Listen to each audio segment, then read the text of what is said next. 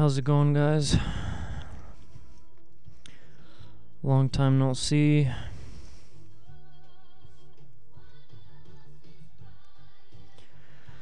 We got a little bit of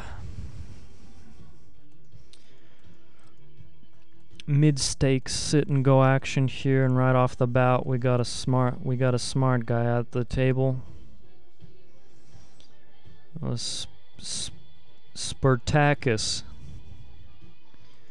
Spartacus AA. Maybe that's the name of the city he's from or something, but he's shooting his mouth off right off the bat. So I mean, we already have a dynamic here, and we got to keep that in mind. And right off the bat here, I mean, we're just dipping our toes in the pool. And, you know, we dip, you know, deuce 7, we dip with deuce 9. I mean, the first hand, that's the dipping hand, okay? So we dipped, and we connected a little bit here. So first rule of thumb is just slow play.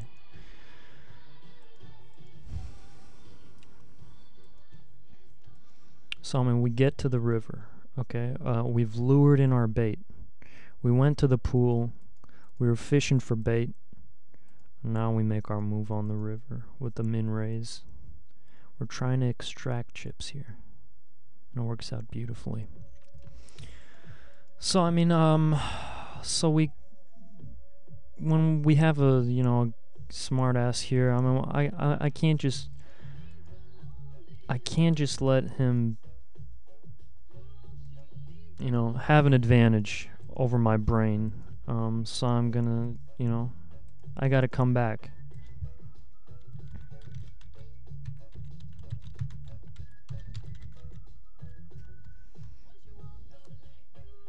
So I tell him suck my ball. Not balls, just ball. Just one of them.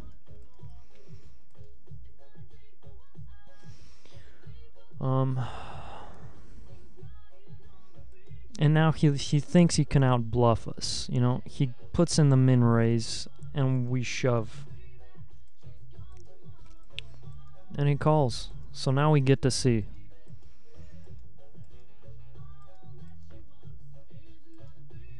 You know, close but no cigar. We almost got there on the river. And that type of thing happens. So I mean, it's a rough start. We once we, you know, we lose most of our stack. We have to go in the next hand. We have to double up. That's the key to tournament success.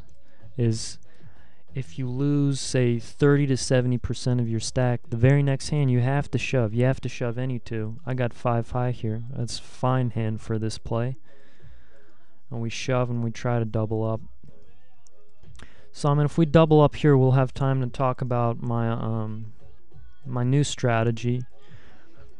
I went on a pilgrimage to France, and I learned 2 things there. One was a poker strategy, and one was not poker related, but I took that information, I made it poker related. So I mean, depending, we double up here, we'll go ahead and talk. Otherwise, we'll have to start a new tournament. And things are looking grim at this point. You know, and you know, it's tough. It's a tough table. And this guy has the last laugh for this particular hand. But we'll play another. I mean, the results were okay. Not the best. Oh jeez, the tournament's filling up fast. It's a Saturday. So yeah, let's talk about the strategies. I mean, I'm a bit off my game. Yeah, as you guys know, I've been in France, just enjoying the women, enjoying the cheese. I mean, I didn't really enjoy any of the women. I mean, French, it's a different breed over there. And I don't really like cheese, but I mean, I'm a sensible, sensitive guest. I want to respect every country I visit. So I mean, naturally, I mean, after spending 3 months in France, I mean, you're gonna come back and, you know, it's a culture shock. Now, first things first is, I mean, here in America, you don't have any grand soufflés, okay? I mean, that's all I was eating in France is grand soufflés. A grand soufflé for breakfast, then a grand soufflé for lunch, then a grand soufflé for dinner. Okay? Then I come to America. First thing I do is I walk into a restaurant, I ask them, what types of grand soufflés do you serve? Okay? How many grand soufflés do you have? And they looked at me as if I was a fool. So I mean, I had to readjust, and I realized I got to make my own grand soufflés. I can't just go into Burger King or McDonald's. They're not going to be serving me grand soufflés. Okay. So I mean, that's I'm incorporating that into my game. Is if I'm eating grand soufflés, I mean, I'm not just drinking breast milk. I'm not just eating cold meat in the morning. Okay. I mean, I can eat meat like you can't imagine.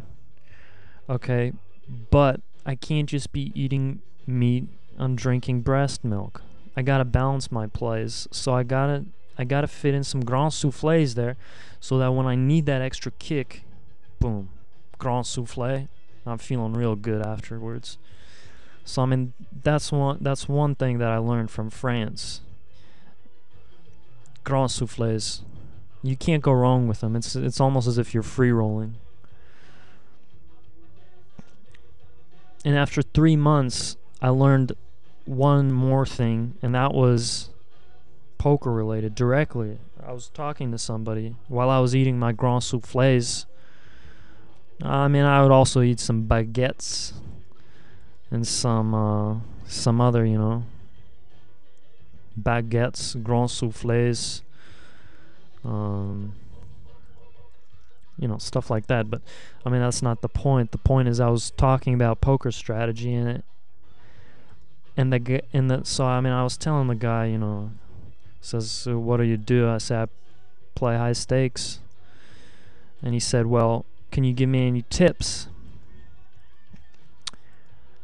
And I thought to myself, well, I could give him some fake tips, make him, you know, make it sound as if I'm saying something that really makes sense, but really in the back of my head I know, yeah, it's silly work.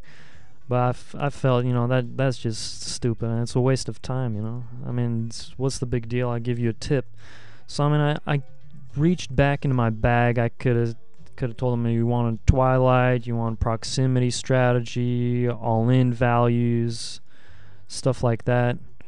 Reverse Twighliting, well, I can't tell him about reverse Twighliting if he doesn't know what Twighliting is.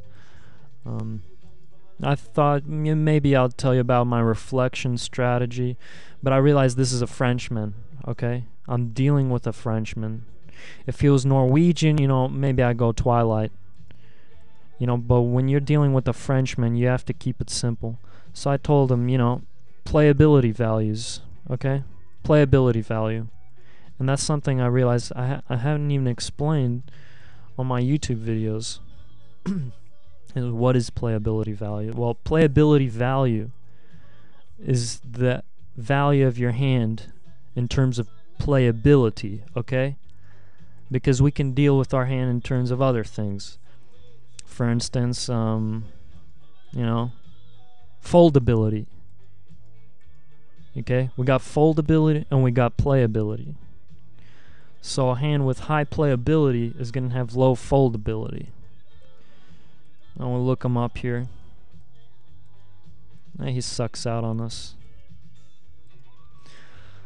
So when we're talking about playability, ace 9 right off the bat, I can tell you this has high playability.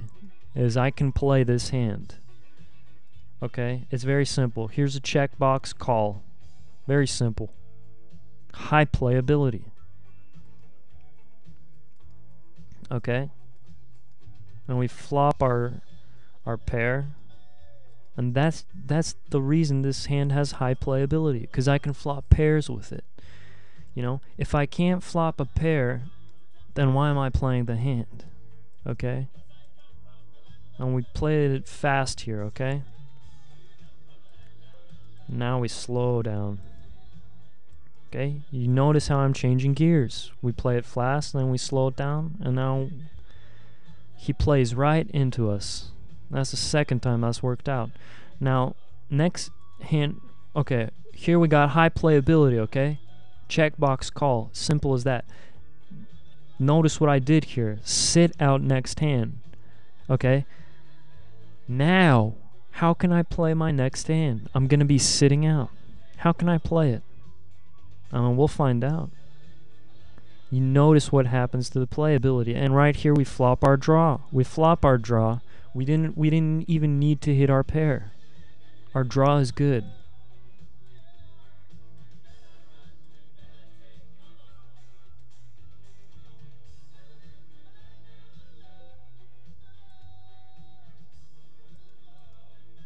We miss our draw, and now we fold. Simple as that. Okay, easy hand to play. Ace 9. I just showed you how to play it. So now we have 3-10, low playability. Why? I can't play it. I was sitting out. We sit back in. Okay, so now you guys know another tool in my bag when I'm playing the high stakes games. Okay, when I say, okay, well, I'm living the life. I want to maintain this lifestyle, okay? I'm drinking Courvoisier each morning, okay? Afternoons, I drink some champagne. I go out to the golf course, you know. I play some golf. I gamble on the golf course, of course, naturally. You know, I hustle my opponents for a few grand, you know. Penny stakes to me. But I realize to them, you know, this might mean they can't buy that gift for their daughter, their child. Okay, they can no longer, you know, treat their wife the way they'd like to. So while I'm winning, I'm still, you know, I still manage, even though the stakes are small for me, I'm still ruining their lives a little bit. So it works out both ways. You know, and then I come home, you know, just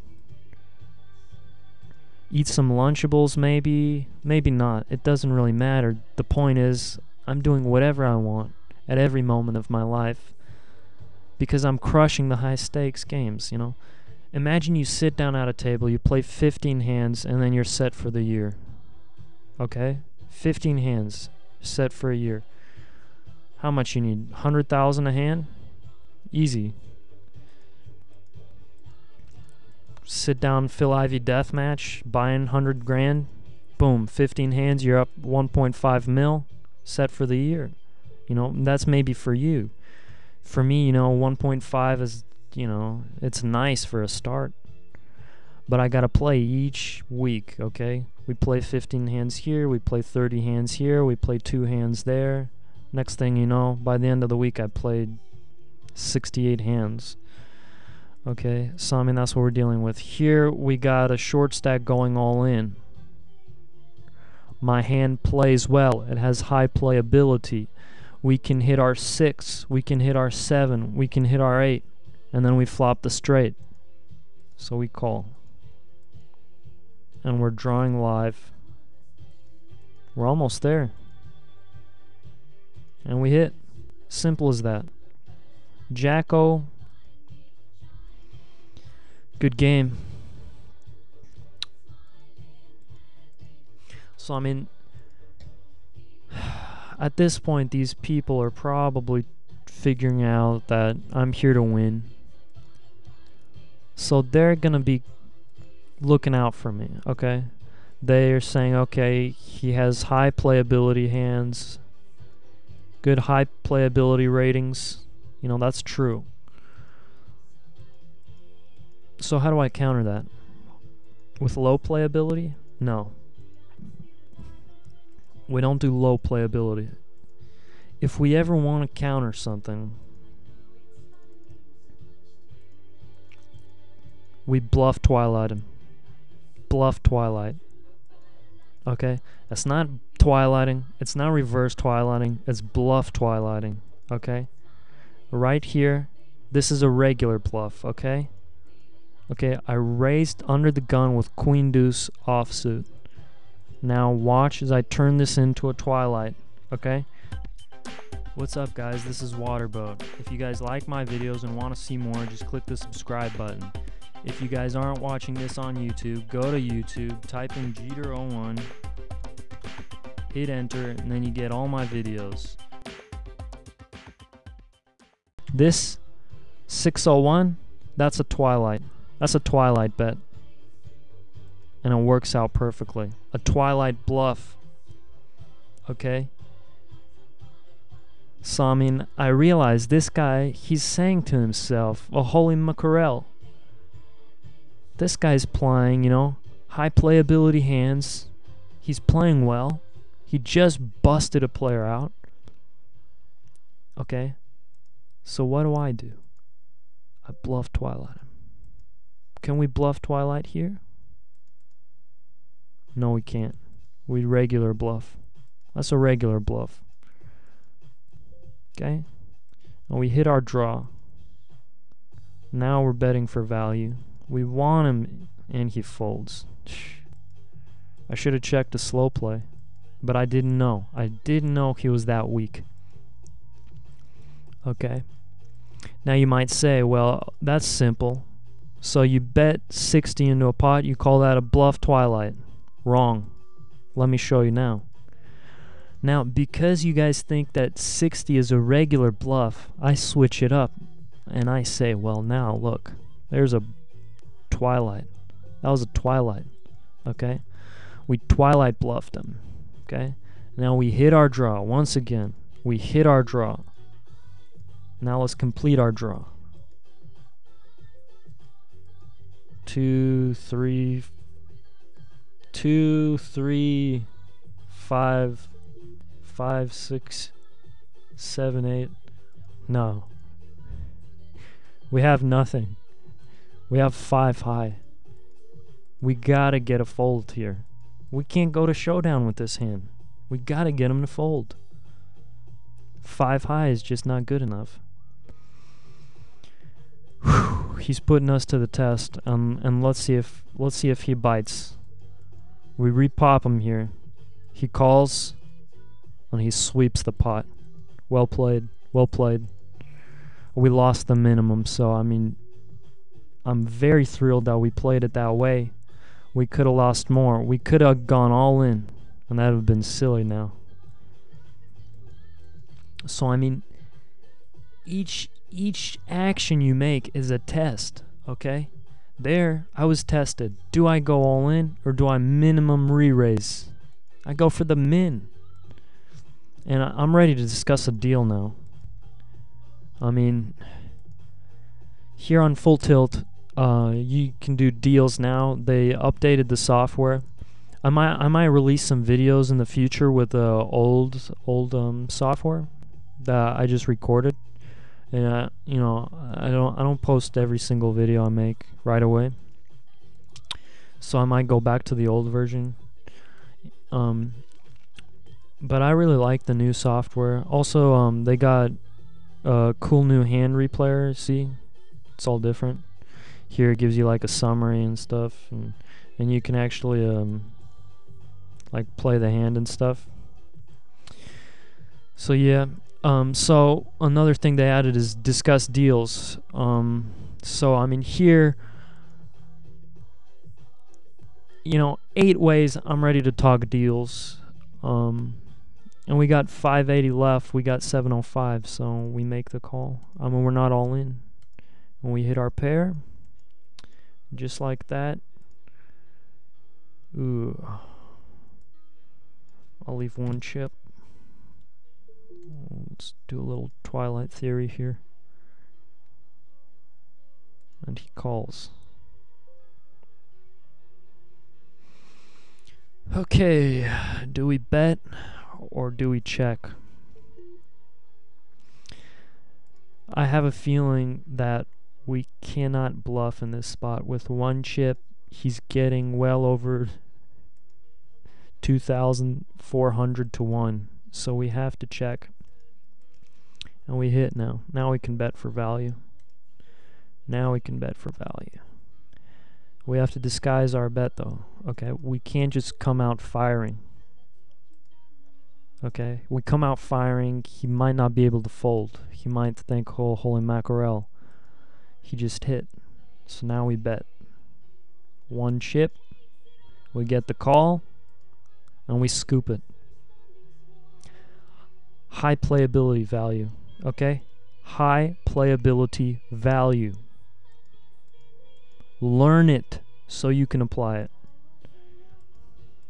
And so many players don't understand the playability values. They think, well, does this hand have high playability value? Yes, it does. Does this hand have high playability value? They keep on thinking these hands don't have high playability values.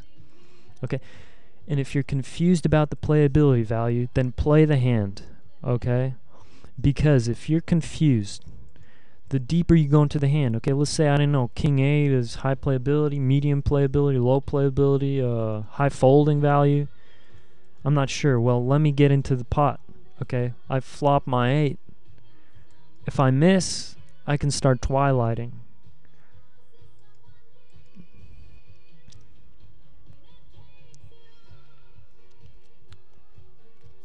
I'm going to beat him into the pot here.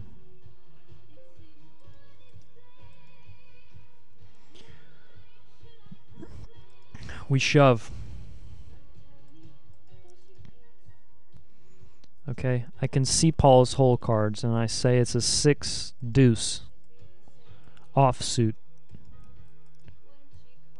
You know, he was right, playing a pot. That hand has decent playability value. Okay? He doesn't understand that I'm playing, my playability value is slightly better. Now he's going to pay the price. He might even have an 8-5 here. He had nothing. And we're steamrolling these guys now. So I mean, when I get this momentum, it's time to shove. Tell these guys I'm not afraid of putting my stack in the pot. I'm just not afraid. And we only got 7 players. We're getting closer to the deal. I'm ready to talk deals.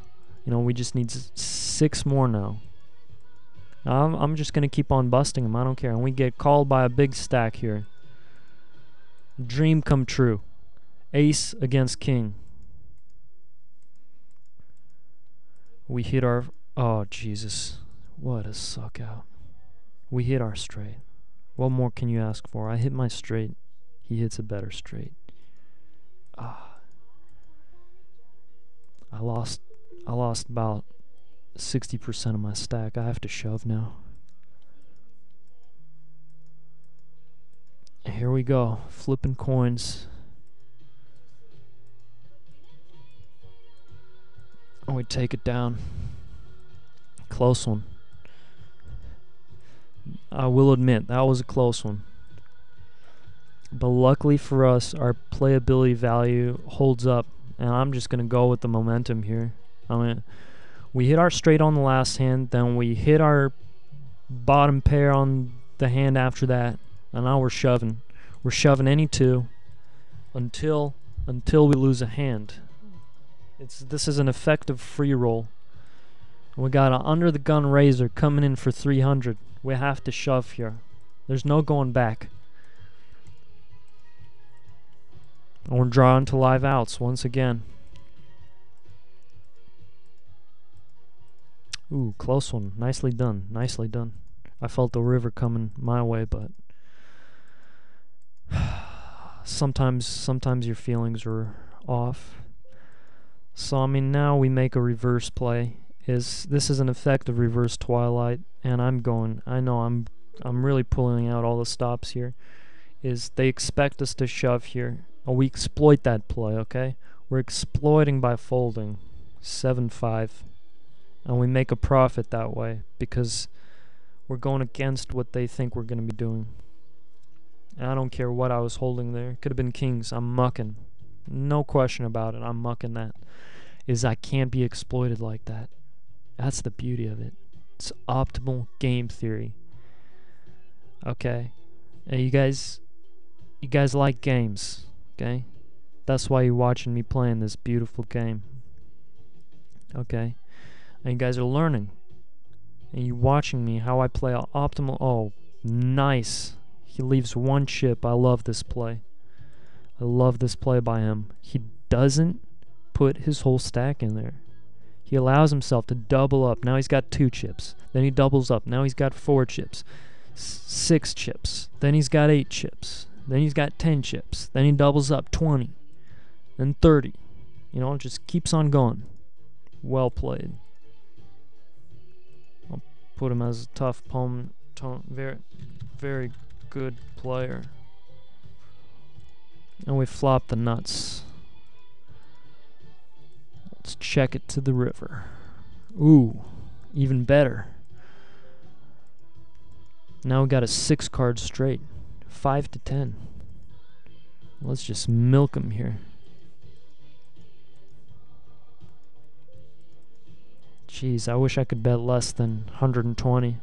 I mean, an optimal bet here would be about 30 chips. You know, about a tenth of the pot. But, you know, we can't do that, so we go 120. And he folds, and we busted our nemesis. He was a very good player, but I was a better player. Let's see what he had. He had king 5. So, I mean, it's a decent hand to be shoving with 1 chip. Can't fault him for that. So, I mean, our playability rating here is off the charts. Okay? We got runners, we got backdoors, and we got pair outs. We have to shove here. 3 to 1 on the pot. When we get called, he doesn't even have a pair. And I scoop. Silly play by him. And he's from Israel. Okay?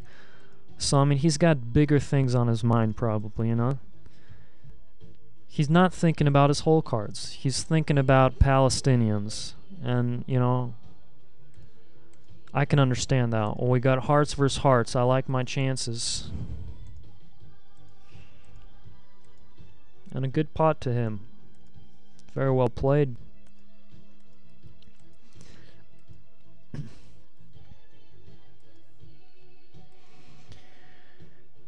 So, I mean, I don't understand this language he's speaking. But that's fine. Sounds like Indonesian, I'd say. Just wild guess. High playability, you can bring the aggression. Oh, close one. We're drawing live on the turn, but you know, whatever. I mean, I showed you guys, you know, a lot of stuff this video. Okay? Take your game to the next level. You use the high playability values to your advantage, okay? If you have to Twighlite bluff, you Twighlite bluff, okay? It's just simple stuff like this. And I got 5th place. I guaranteed myself 5th place. Okay? The cards didn't fall right. I could have gotten 1st. So, I mean, hopefully you guys learned something. See you guys next time.